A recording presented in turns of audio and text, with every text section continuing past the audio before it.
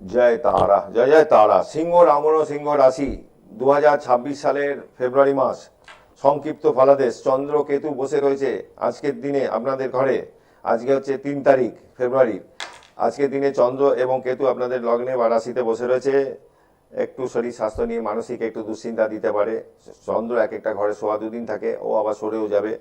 এই মুহূর্তে হয়তো মুডটা একটু অফ থাকতে পারে, স্কিনের প্রবলেম যাদের আছে তাদের একটু বাড়তে পারে, এটা কোনো ব্যাপার, ওটা একটু দেখে নেবেন।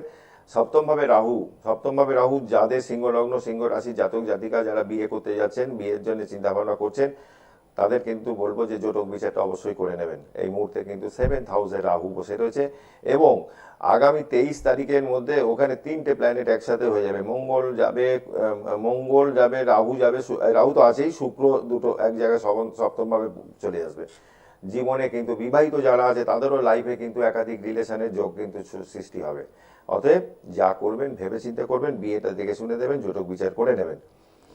আচ্ছা, রবি 13 তারিখে রবি কিন্তু আপনাদের সপ্তম ভাবে যাবে। দাম্পত্য জীবনে সমস্যা কিন্তু দিতে পারে, একটু খেয়াল রাখবেন, কারণ রবি এবং রাহু যখন একত্রে থাকবে সেটা কিন্তু গ্রহণ দোষ হয়ে যাবে। 6 তারিখে ফেব্রুয়ারি 6 তারিখে শুক্রে চলে যাচ্ছে কুম্ভ। রাহু এবং শুক্র জানেন আপনারা ভালো করে, শুক্র এবং রাহু দুটোই ভোগের কারক গ্রহ। লাইফে একাধিক রিলেশন জীবনে কিন্তু এগুলো কিন্তু করিয়ে দেয়।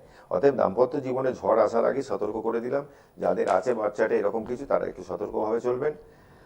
আর আপনাদের সিংহ সবেকে অষ্টমভাবে শনি থাকায় দশমে দৃষ্টি দিচ্ছে, মানে কর্মক্ষেত্রে দৃষ্টি দিচ্ছে। কর্মক্ষেত্রে কিছু সমস্যা আসবে, সেক্ষেত্রে একটু মাথা ঠান্ডা করে চলতে হবে। ভালো থাকবেন, আবারও আসবো পরবর্তীকালে অন্যান্য ভিডিও নিয়ে। জয় মা তারা, জয় জয় তারা।